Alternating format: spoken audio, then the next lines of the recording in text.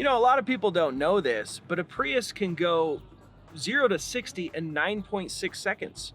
You know, a Lamborghini takes 3 seconds.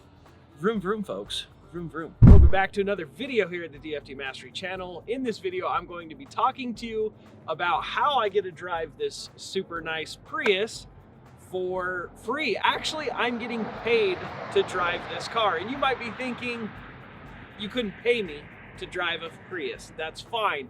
This strategy can be done with any vehicle. I'm going to deep dive how you can get paid to drive your vehicle. Let's dive in. Hi, my name is Zack Boothe, and I help people just like you become ultra successful in real estate investing and more specifically, real estate wholesaling. So you can follow along on this YouTube channel. Make sure you hit the like and subscribe button. And also, if you would like to apply for my mastery program, get direct access to me and all the actionable steps to become a successful wholesaler, make sure you go to my website, linked in the description below, and book a call so you can either talk to me or one of my onboarding coaches to see if we are a fit to help you in your journey to become a real estate wholesaler. Enjoy the content. One way to get a free car is just to steal the car, but then you go to jail. I did not steal this car. I did have to buy this car. So you might be thinking, well, how are you getting paid to drive the car? Well, I'm going to break all that down. I bought this car not too long ago, a couple weeks ago. I bought this 2016 Toyota Prius. It has about 50,000 miles. I paid $13,000 plus all the other fees, registration fees, sales tax, those kinds of things that come in with buying the car. I bought it from a dealership, and so I total all in about, we'll just say $13,000, right? So $13,000 to buy this car. So I looked up a Prius that has about 150,000 miles. For a 2011, so 5 years older than this with 100,000 more miles. Because I want to know, what is this car going to be worth roughly in 5 years from now when it has another 100,000 miles that I put onto this car. The cars that are 5 years older than this with 100,000 more miles in this car are selling for about $7,000. So that means that in the next 5 years of me owning this car, because my work car that I travel around, I have 2 vehicles for myself, but my work vehicle gets about 20,000 miles a year on it. So I figure 5 years, 100,000 miles, that's where I'm going to be. So I'm going to use up $6,000 worth of equity or value in this car. So that means I'm going to now lose $6,000 of my money by using this car. So I thought, okay, if I'm gonna go buy a new car, how can I make this put money in my pocket? The car I was driving was an older car. It was a beat up car. I used a similar strategy and I had used up all the miles. And that car was getting about 19 miles to the gallon. This Prius is gonna get about 50 miles to the gallon on average. So 30 miles to the gallon. Every mile that I drive, I'm going to be, saving a ton of money on gas. So I calculated it out, and the amount of gas savings that I'm going to have is in 100,000 miles. If gas prices are about $3 a gallon, it's actually increased by about 30 cents a gallon here in Utah. Depending on where you're at in the country, that might be high, that might be low. But I figured if gas prices stayed at about $3 a gallon, I would actually save about $12,000 to $13,000 in fuel savings. So that alone made it worth switching vehicles, right?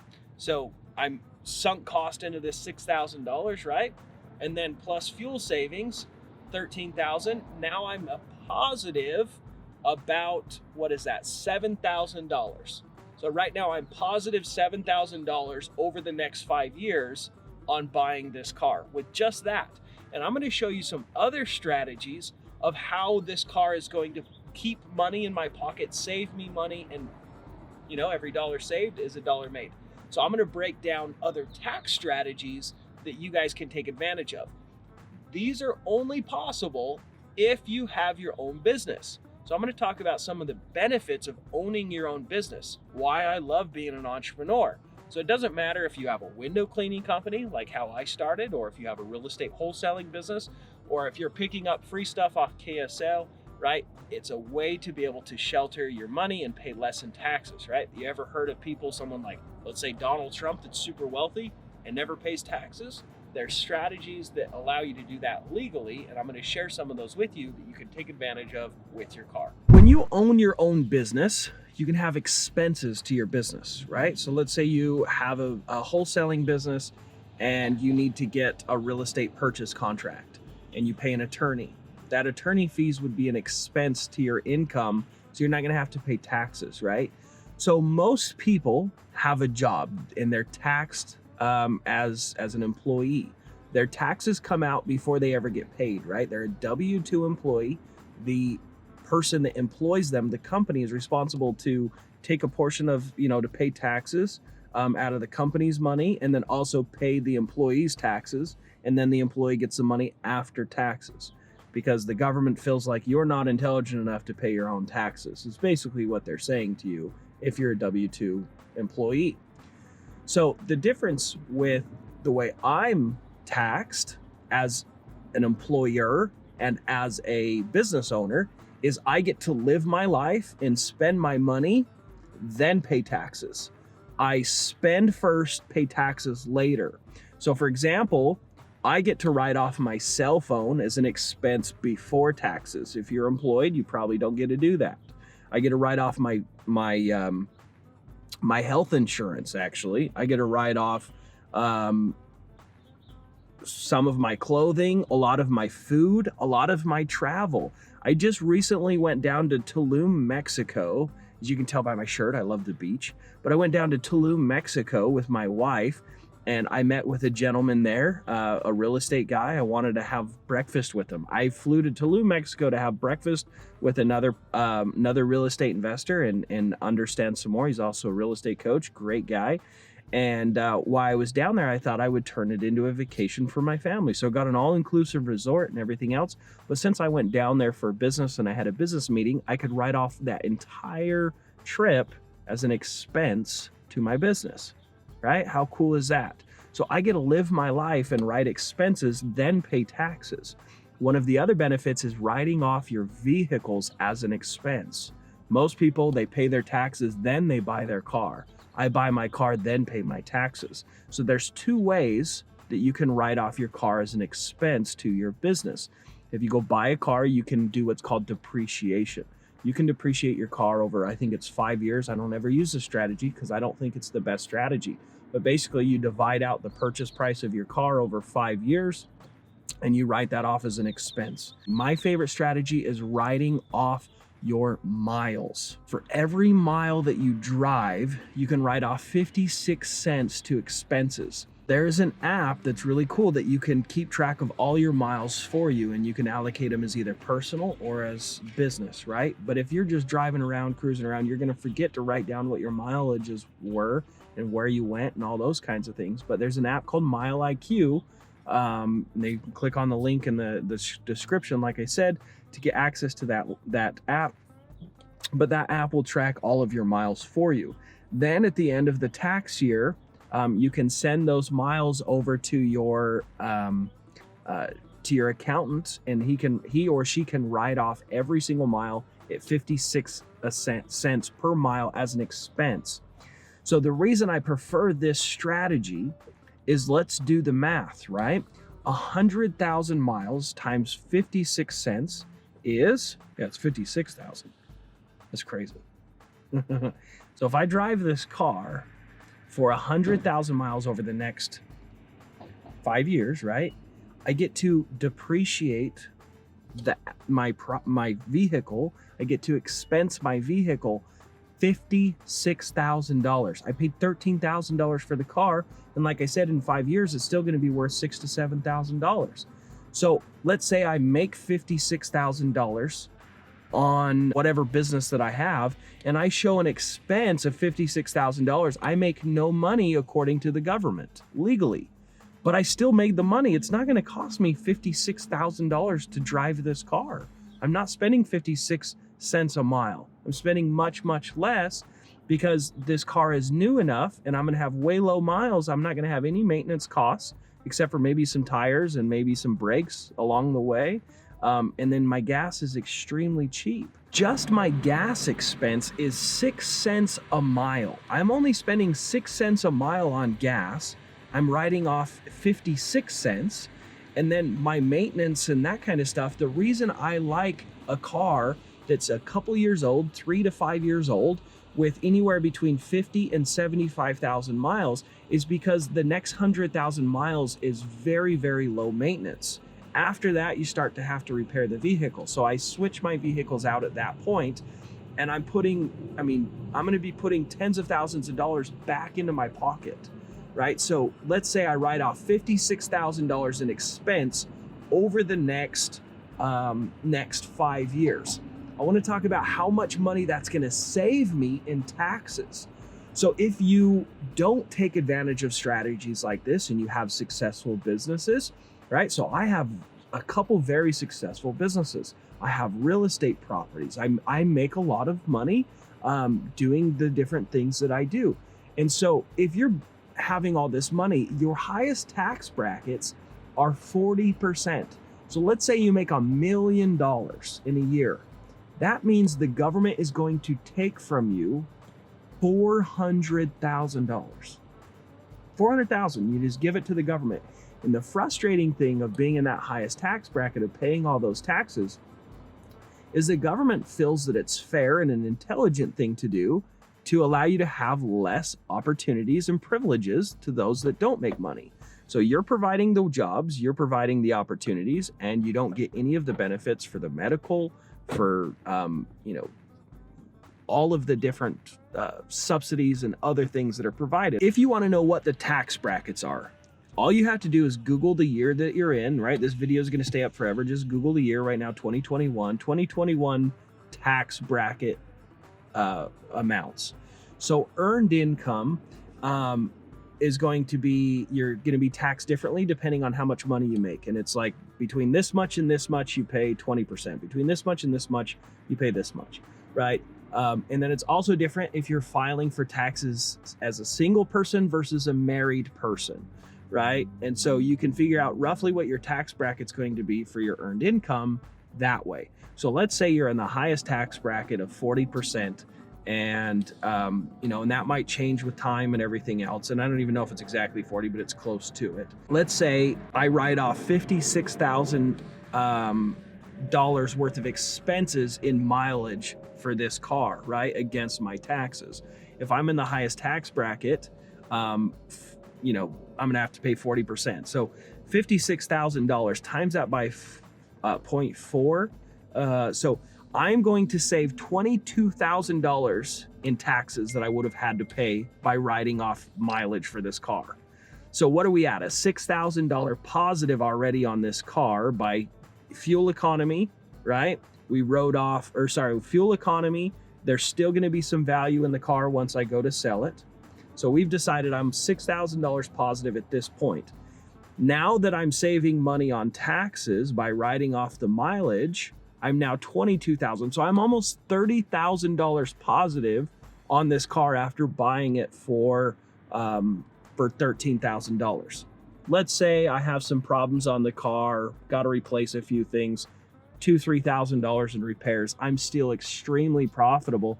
I'm still getting paid to drive this car, right? It's a tool, it's a resource for me to be able to get from point A to point B.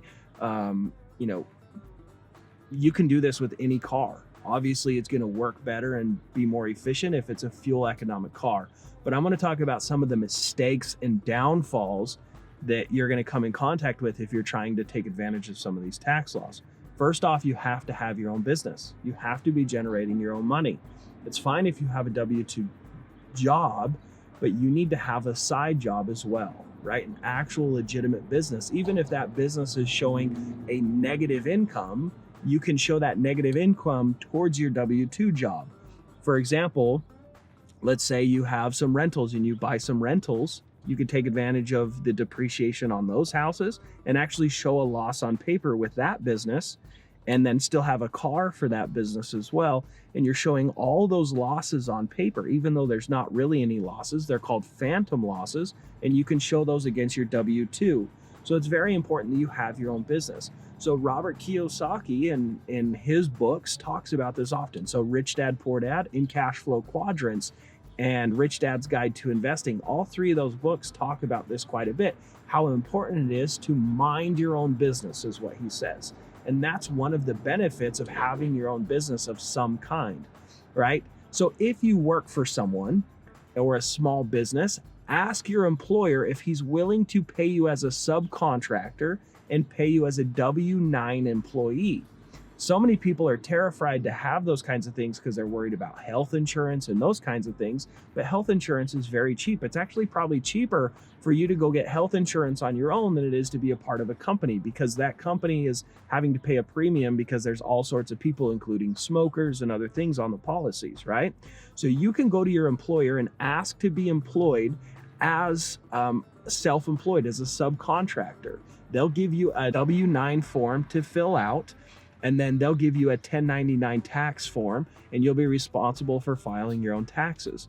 And the benefit of that is you can start to keep track of your expenses before taxes, kind of like I'm doing, right? So there's other strategies other than owning your own business to take advantage of these options, okay? One of the other downfalls or problems that I see people make is they buy brand new vehicles completely off the lot.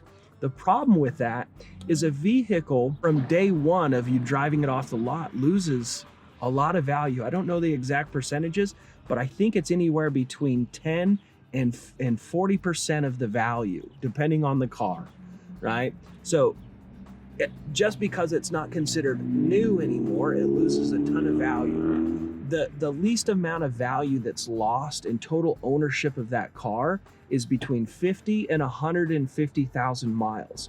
So I want you to actually go do that. Go on to Craigslist or whatever online site that you can find cars for sale. And I want you to look at your dream vehicles, right? Whatever car that you want to drive, whether it's a Ford Explorer or a Bugatti, I don't care, right? Go look at the types of cars that you like, and you'll be able to see vehicles that have anywhere between 5 and 10 years old lose way less value between cars that are brand new and 5 years old, or from 10 years to 15 years old. The other thing to look at is mileage. Vehicles with 0 to 50,000 miles lose a ton of value in comparison from 50,000 to 150,000, right? The reason I like to get rid of the cars after the 150,000 mile mark is because they start to have way more problems, way more maintenance issues, which is not efficient, because I don't want to be dealing with broken down cars. Time efficiency is very, very important to me, even beyond the money situation, right? So you do acquire more cost, but it's inefficient to have a broken down vehicle, right? When you're trying to do business and get things done. So really the most value that you can get out of a vehicle is 50 to 150,000 miles. So don't buy brand new vehicles. It's a huge mistake. You can get very, very nice vehicles that are in fantastic condition, that are pretty much just like new. And if you have to have new and feel good about it, whatever, you know, if you're making good money and you can afford to buy a brand new vehicle and that's what makes you happy and makes you feel good, that's fine. I'm just talking about what is the most economic thing and what is the best way to make your money grow without having to do much more than you're already doing, right? I believe that if you want to become successful, you have to change your mindset. You have to be able to be a steward of your money. You can't look at money as anything other than a tool and a resource, and you have a responsibility to take care of it.